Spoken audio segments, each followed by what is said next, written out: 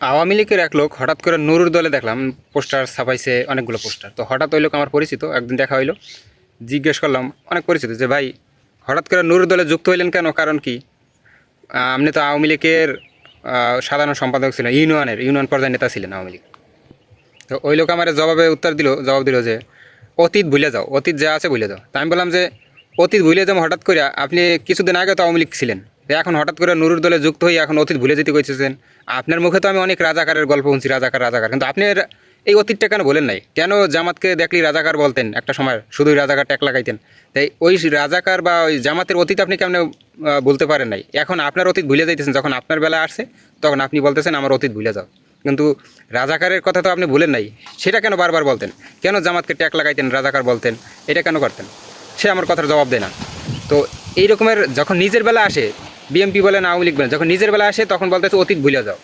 ছাত্রদল যখন গণধর্ষণ করছে তখন এখন বলতে আছে ওই সময় ছাত্রদলের যারা ছিল তারা বুঝবে, এখন অতীত ভুলে যাও।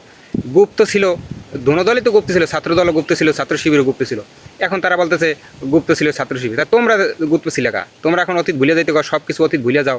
ছাত্র শিবিরের বেলায় অতীত বলতে পারো না, জামাতের বেলায় অতীত বলতে পারো না। তাদের কোনো ত্রুটি থাকলে এটাকে জাহের করে বড় করে তুলে ধরো। এটা হলো